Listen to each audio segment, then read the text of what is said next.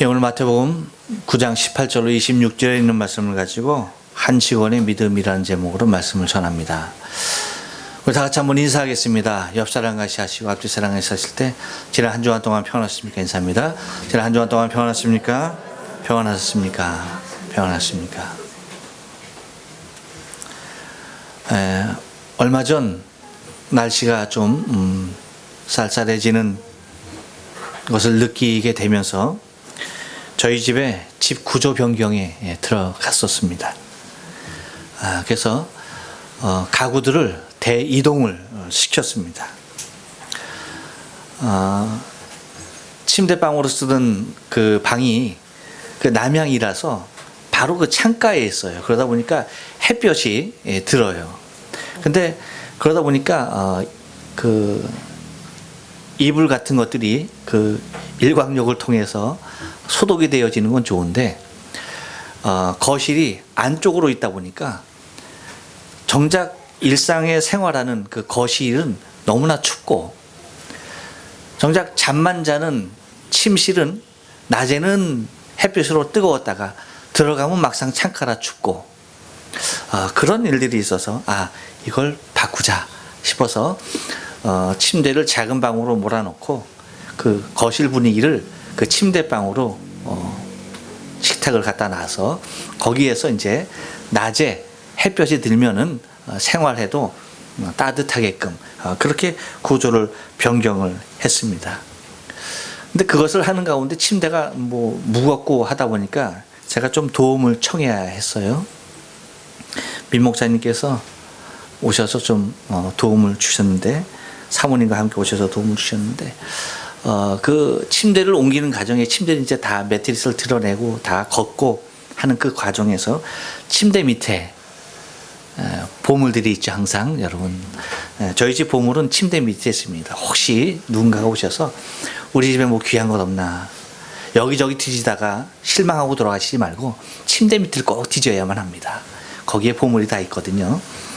그래서 이제 그 매트리스를 드러내고 보니까 거기에 온갖 것들이 다 침대 사이즈만큼 다 들어가 있는 거죠. 좁은 일본에서 사시는 여러분들 다 아시지 않습니까?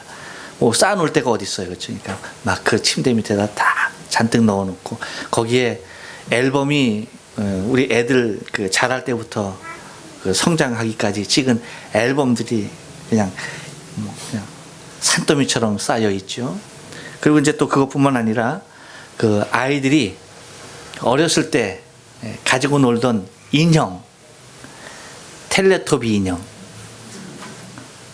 그 텔레토비 인형이 이제 있고, 그리고 이제 우리 또 그 작은 애가 잘 갖고 놀았던 그 킹콩, 이게 권투 장갑 낀 그 킹콩 그 인형 하며 여러 가지 인형. 그리고 아이들이 어렸을 때 비었던 베개.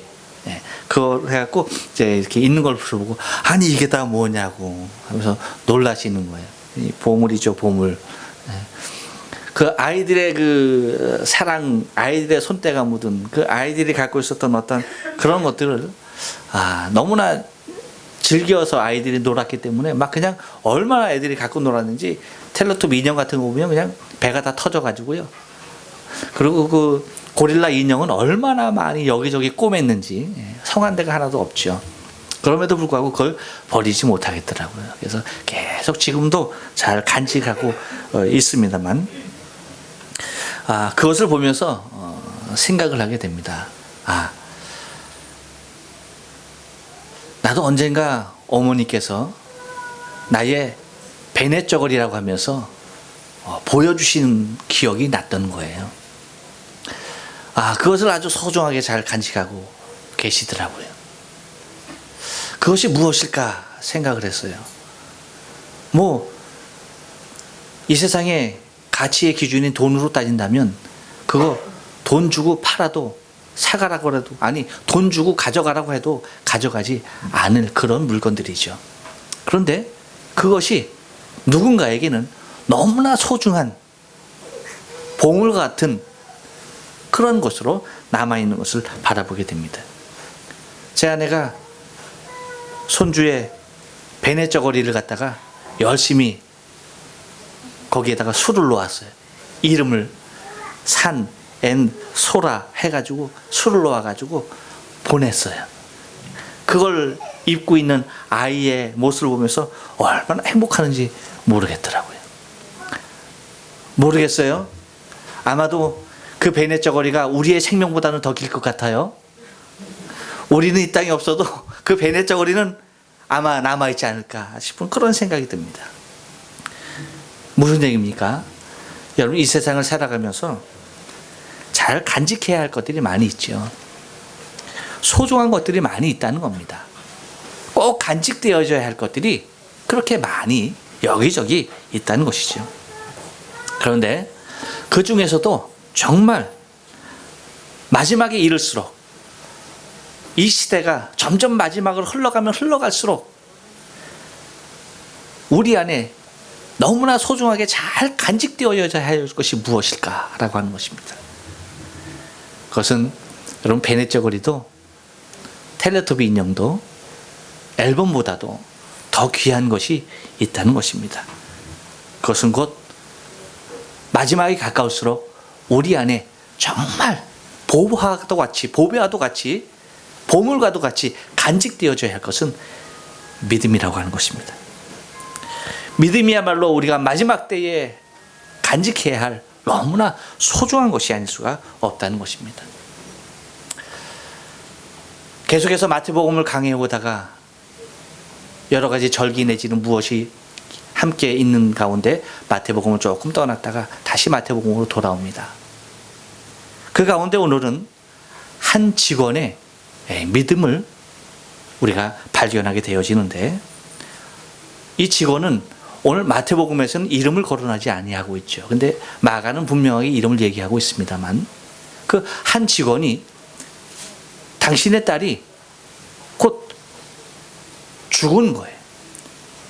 그 딸을 너무나 사랑한 나머지 예수님 앞에 나와서 우리 딸이 지금 죽었는데 당신이 오셔서 우리 딸에게 손을 얹어서 기도해 주시면 내 딸이 살겠습니다 라고 하면서 그러한 간청을 해오는 한 직원의 모습을 통하여서 정말 마지막 때에 우리가 간직하며 살아야 할 것이, 믿음이 잘 간직되는 것이 얼마나 중요한지에 대해서 한번 생각을 해보려고 합니다.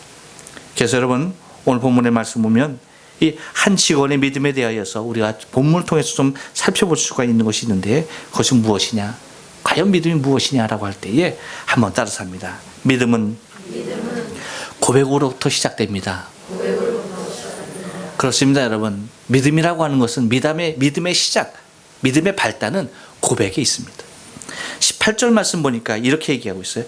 한 직원이 와서 절하고 가로되 내 딸이 방장 죽었사오나 오셔서 그 몸에 손을 얹으셔서 그러면 살겠습니다 라고 그렇게 얘기하는 것입니다. 여러분, 왜 믿음에 있어서 믿음의 시작이, 믿음의 발단이 고백이라고 얘기하느냐 하면, 고백이 되지 않냐는 것은 믿음에 입성할 수가 없습니다. 믿음으로 성립되지 못하는 거예요. 자신의 상황과 자신의 연약함, 그리고 자신의 무능함에 대한 고백이 있을 때에 정작 내 신뢰의 대상이 되는, 믿음의 대상이 되는 그분에게 나 자신의 모든 것을 의지하고 의뢰하고 그분을 신뢰하는 단계에 이르게 된다는 것입니다. 그러니까 나 자신의 연약함을 발견하지 못하면은 결코 믿음의 대상이 내 안에 존재할 수가 없다는 것입니다. 여러분, 믿음을 갖지 않냐는 사람들의 대부분의 모습을 한번 보십시오. 왜 믿음이 없습니까? 왜 신앙을 갖지 않습니까? 그것은 자신이 절대자 이외에 신뢰하고 있는 그 무엇인가가 있기 때문입니다. 자신의 능력이 되었든지, 아니면 자신의 재능이 되었든지, 자신의 힘이 되었든지, 자신의 젊음이 되었든지, 아니면 자신의 돈이 되었든지, 자신의 무엇인가 의지할 수 있는 대상이 있기에 곧 절대자를 향한 신뢰를 가질 수가 없게 된다는 것이죠.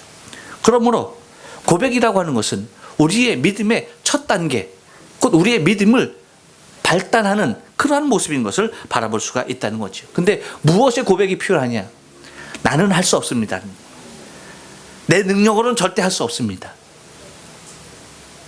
내 힘과 능력으로는 거기에 이르를 수가 없습니다. 라고 하는 나 자신의 연약함에 대한 고백이어야 한다는 것입니다. 나는 할 수 없습니다. 라고 하는 고백으로부터 우리는 우리의 믿음이 시작되는 것을 바라볼 수가 있다는 것입니다. 그런데 믿음은 거기에 미치지 않습니다. 나 자신의 연약함에 끝나진 것이 믿음이 아니라는 거예요. 나아가서 무엇까지에 이르러야 되느냐? 곧 나아가서 그것을 내 믿음의 대상께서, 주께서 이 모든 것을 다 이루실 것에 대한 확신, 거기까지 이르러야 한다는 것이죠. 여러분, 마가복음에는 똑같은 본문이 있습니다. 똑같은 내용이 기록되어 있죠. 마가가 기록하는 것을 보면 5장 22절로 43절에 곧 마태가 기록하는 분량보다는 배 이상 많은 분량을 기록하고 있습니다. 근데 거기에 보면은 오늘 마태는 한 직원이라고 얘기하고 있지만 마가는 그의 이름에 대하여서 분명하게 얘기하고 그의 이름뿐만 아니라 그의 직업에 대해서도 분명하게 거론하고 있는 것을 바라보게 됩니다. 그래서 그 회당장 야이로라는 이름에 대하여서 분명히 얘기하고 있습니다. 그런데 여러분, 마태는 오늘 본문에서 그 이름에 대하여서 또한 그의 직분에 대하여서도 이야기하지 아니하고 한 직원이라고 하는 모습으로 이야기하고 있습니다. 무엇을 말하기 위함인가? 마태는 도대체 무엇을 강조하기 위하여서 마가가 알고 있었던 그 이름조차도 생략해 놓았던 것인가?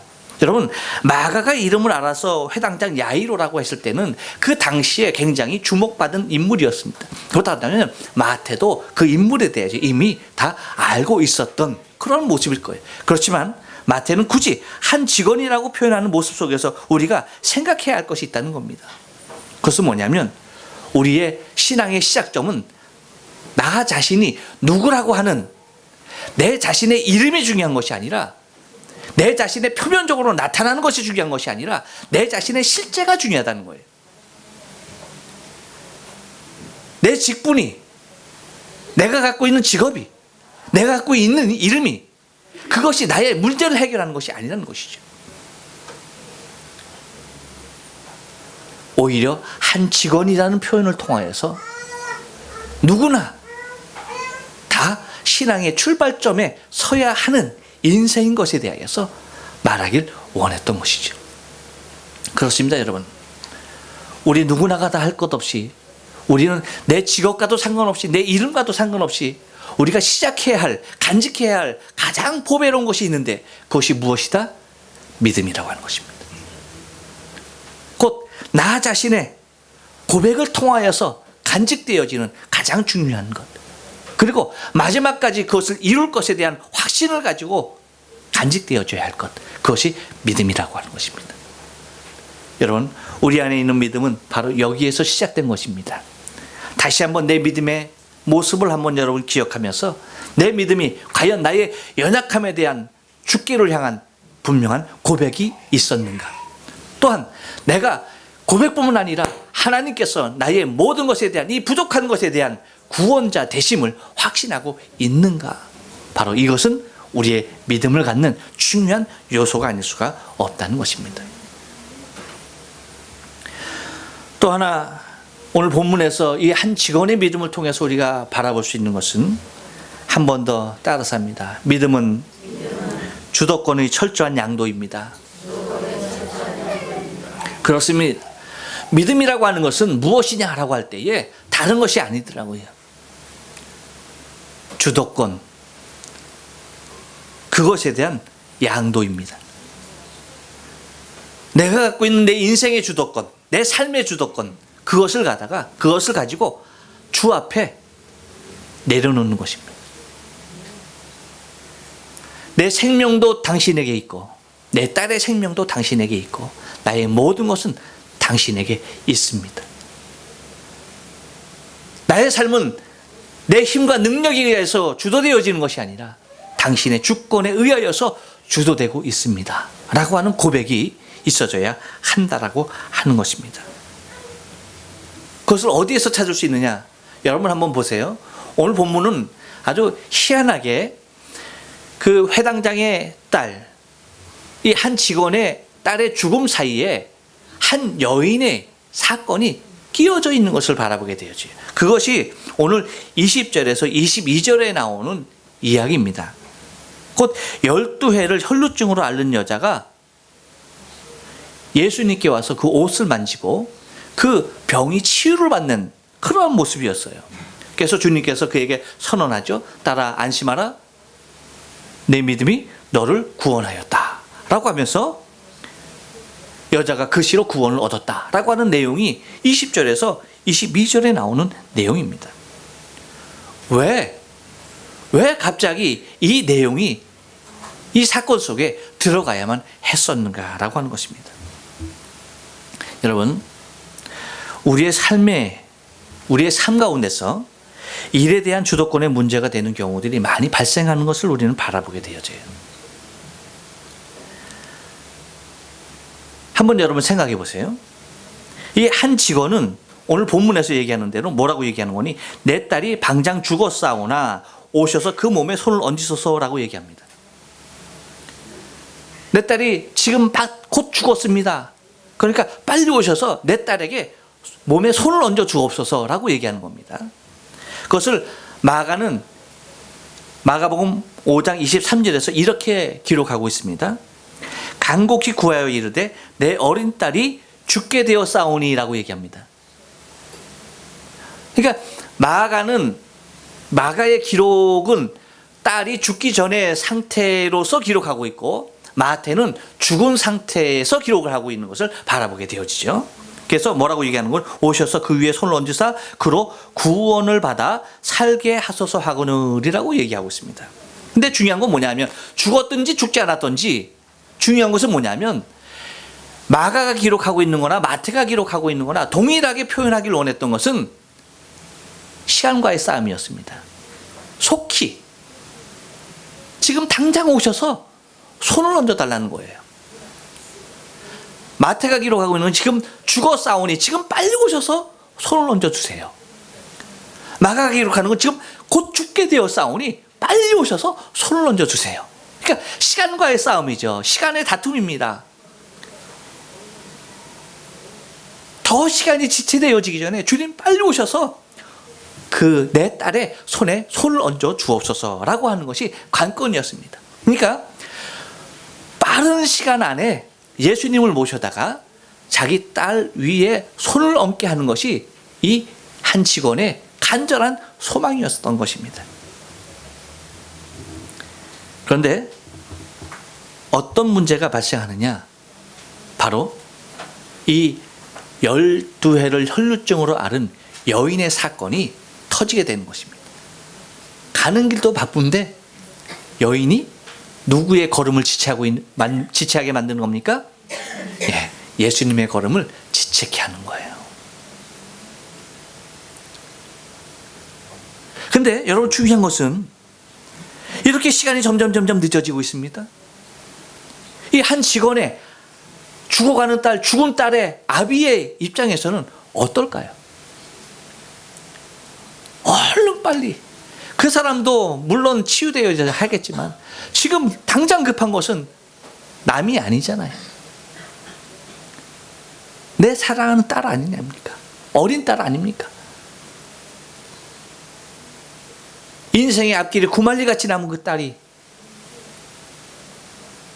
그렇게 빨리 죽어야 한다는 그 사실을 용납지 못하는 것 아닙니까? 그런데 시간은 점점 늦춰지고 있습니다. 그런데 중요한 것은 뭐냐면 여러분 이 직원이 거기에 대하여서 한마디 말도 하고 있지 않다는 거예요. 예수님을 향하여서 혈루증 여인을 향하여서 그 누구를 향하여서도 한마디의 입을 열지 않고 있다는 겁니다. 하지만 마가가 기록한 본문의 내용 문맥상 시간을 촉박하게 다투는 문제, 이 아버지로서는 더 늦기 전에 딸을 어떻게든지 살려야겠다라고 하는 그 간절한 그런 소망이 있는 그 가운데 시간이 늦어짐에도 불구하고 아무런 말을 하고 있지 않다라고 하는 것은 무엇을 얘기하고 있는 것입니까? 주도권입니다. 주도권의 인정이에요. 누가 주도하고 있다? 당신이라고 하는 것입니다. 내가 아니라는 거예요. 내가 앞서서 주님, 시간이 없습니다. 내 딸이 지금 죽었는데 지금 당장 가야 합니다. 나의 주도에 의하여서 진행되어지는 것이 믿음이 아니라는 거예요. 믿음은 누구의 주도에 있다? 당신에게 있습니다. 주님, 당신에게 있습니다. 당신에게 의뢰했고 당신에게 부탁한 이상, 당신이 이미 알고 있는 이상 뭐 하는 겁니까? 그분이 하시는 어떠한 주도적인 행위에 대하여서 내가 월권하지 않는다는 겁니다. 믿음은 그런 것입니다. 믿음은 주도권을 가진 주님 앞에 내가 묵묵하게 주님이 하시는 그 일을 목도하는 것이 온전한 믿음의 모습인 것을 바라보게 된다는 것입니다.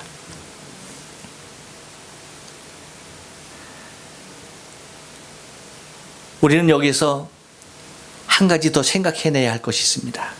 그것은 뭐냐면 이제 주도권과 아울러서 또 하나 많은 사람들에게 나타나고 있는 현상, 기득권이라고 하는 것.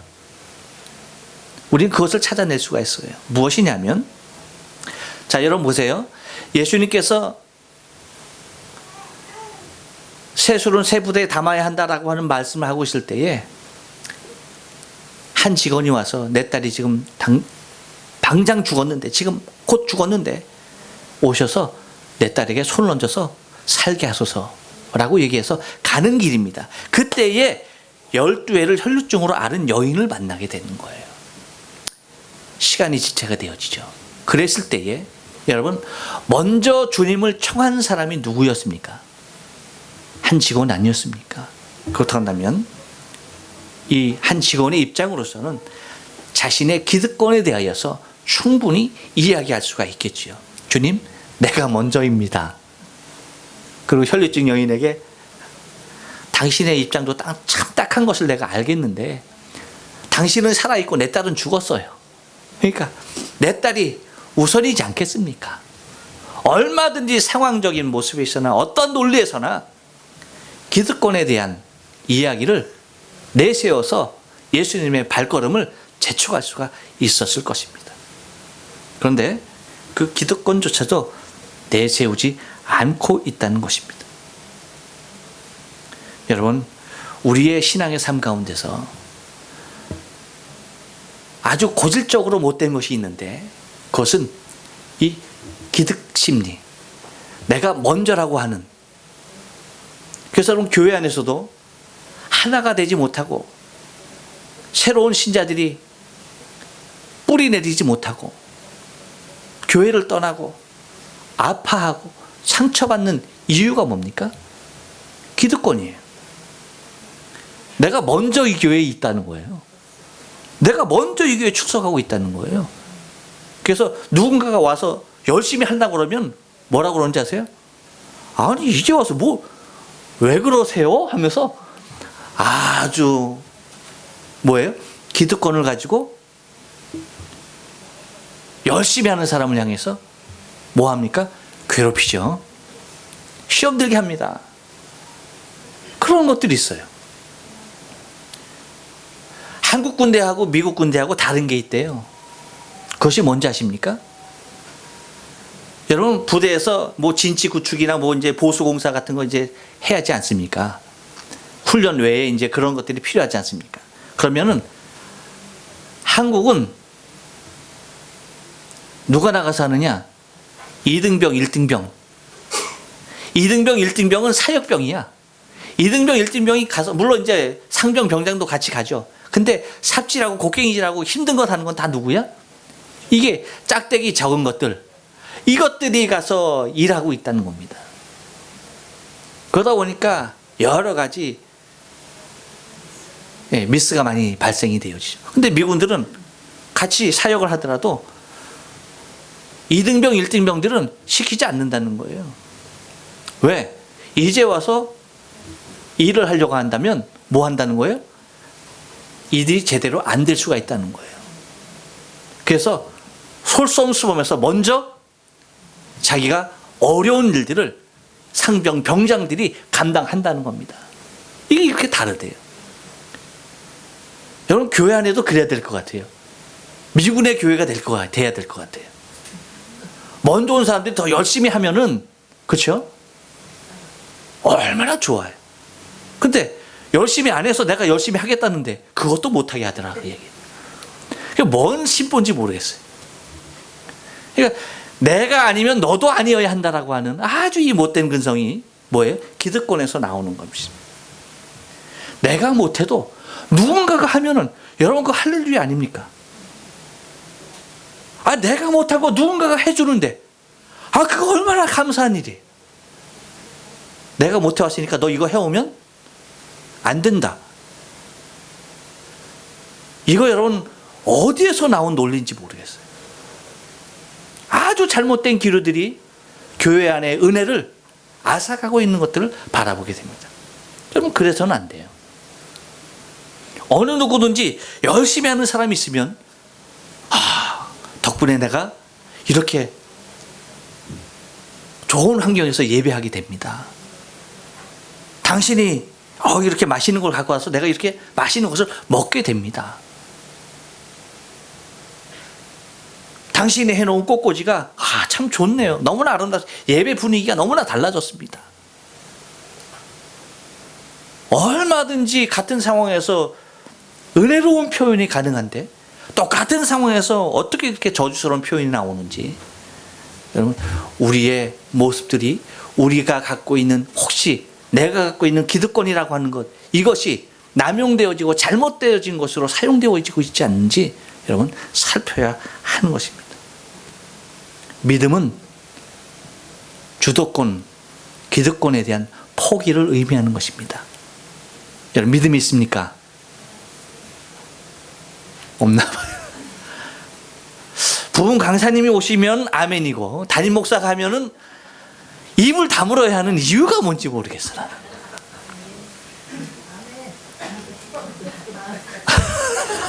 참 이해가 안 가.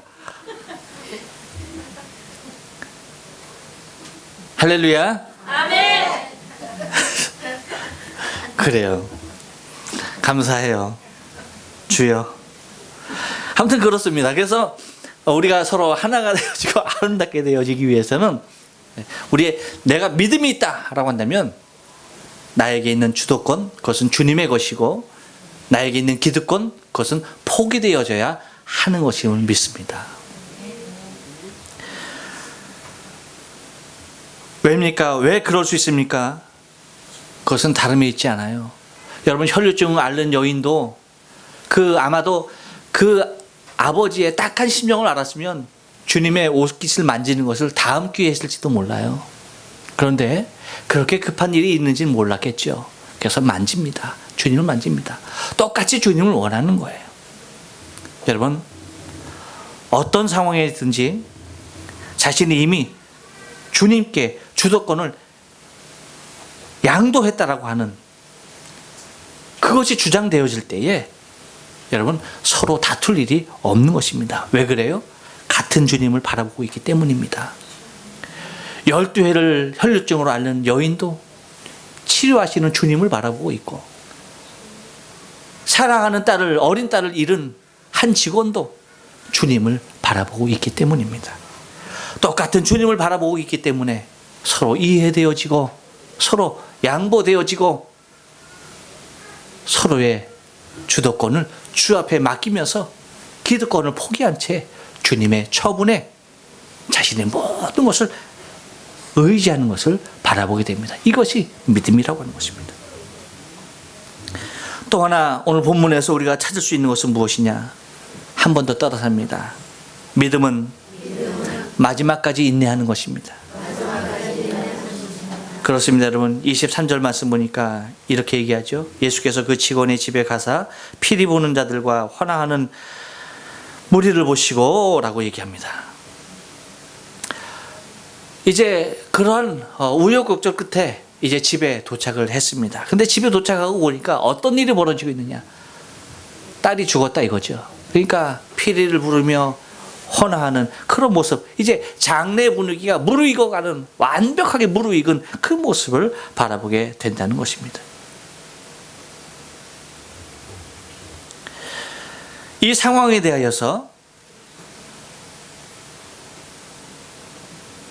예수님께서 바라보는 것이나 또한 이 한 직원이 바라보는 것에 대하여서 우리가 좀 생각을 해야 되는데, 여러분, 이러한 분위기, 이러한 무드로 갈 때에 여러분 우리가 느끼는 것은 무엇입니까? 아, 끝났구나. 아, 이제 모든 것이 다 마지막이구나 라고 그렇게 단정 지을 수밖에 없다는 것입니다. 왜냐하면 여러분, 마가가 표현한 것을 보면, 마가복음 5장 35절에 보면 이렇게 얘기하고 있습니다. 아직 예수께서 말씀하실 때에, 그러니까 어떤 말씀하실 때냐 하면 그 혈류증 여인과 함께 이제 도중에서 이야기할 그때입니다.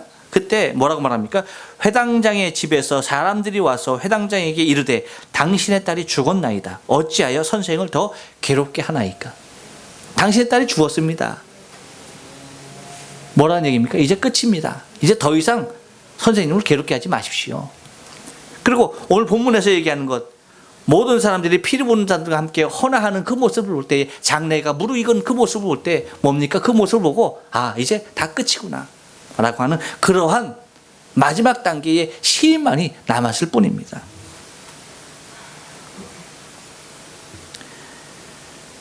모든 사람이 죽음을 인정하고 모든 사람이 죽음을 애도하는 그러한 모습, 그런 가운데 여러분, 이 직원은 단 한마디도 또한 단 어떤 행동도 보이지 아니하고 오직 주님의 의지만을, 주님께서 행하실 그 일만을 끝까지 바라보고 있다라고 하는 것입니다. 그것이 믿음이라고 하는 것입니다. 여러분, 믿음은 가장 마지막에 빛을 발하는 것이 믿음이에요. 우리가 이 땅에서 마지막까지 간직되어야 할 것, 그것이 곧 믿음이라고 하는 것입니다. 왜? 마지막 승리의 증표가 믿음인 것입니다. 여러분, 잘 가다가 마지막 믿음을 지키지 못한 사람들을 우리는 성경에서 얼마든지 찾아볼 수가 있다는 거예요. 얼마나 열심으로, 얼마나 자신의 믿음을 잘 간직하고 나가던 사람들이 마지막에 그 고비를 넘기지 못하고 마지막 단계에서 자신의 믿음을 포기해야 했던 사람들이 얼마나 많은지 몰라요. 여러분, 우리의 신앙은, 우리의 믿음은 마지막에 인내하는 것, 바로 거기까지가 우리의 믿음인 줄로 믿어요. 중간에 아무리 좋은 믿음이 있다 하더라도 마지막 승리하는 그날, 마지막 결과를 보는 그날, 여러분, 우리의 믿음은 언제 승리의 증표로 나타나게 됩니까? 주님께서 이 땅에 오시는 그날. 그렇습니다. 주님께서 이 땅에 오시는 그날까지 우리가 정말 잘 간직하고 우리 안에 보배롭게 생각해야 할 것은 다름이 아니라 인내하는 믿음입니다. 마지막까지 참고 견디는 어떤 상황이 있다 할지라도, 모든 사람들이 다 부정하고 죽었다라고 얘기하고 곡하고 헌한다 할지라도 우리 주님께서 분명히 다시 살릴 줄로 믿는 그 믿음으로 마지막까지 포기하지 아니하고, 주님 빨리 가져야 했지 않았습니까? 이제 다 끝나지 않았습니까? 라고 하는 것이 아니라 그 마지막까지 자신의 믿음을 지키고 부정적인 행동과 말을 하지 아니하고 오직 주님께서 하실 그 놀라운 일, 마지막까지 참아내면서 그 모든 환경을 이겨내는 것이 믿음인 것을 잊지 말아야만 합니다. 아멘. 여러분, 이 땅에 주님 오실 그날이 가까우면 가까울수록 우리 가운데 우리의 소중한 것을 앗아가려고 하고 있는 것이 있는데, 그것이 뭡니까? 믿음입니다. 어떻게 해서든지 우는 사자와 같이 삼킬자를 찾는 악한 흑암의 세력은 우리 안에서 이 믿음을 빼앗아가려고 합니다. 도적질해 가려고 합니다. 그래서 어떻게 해서든지 우리의 믿음을 빼앗아가서 우리로 하여금 부인케 하고 부정케 하고 우리로 하여금 불신케 하려고 하는 그러한 흑암의 세력이 마지막 시대에 얼마나 집요하게 나타나는지 몰라요. 그렇지만 여러분, 정말로 소중한 것은 잘 간직해야 하는 것입니다. 여러분, 여러분의 집안에 가장 소중한 것 무엇입니까? 믿음인 줄로 믿어요. 그 믿음의 가보를 대대에 대물림하면서 주님 오시는 그날까지 우리의 신앙을 지키며 주님 맞는 저와 여러분의 신앙의 삶 되어지길 주님의 이름으로 축원합니다. 기도하십니다.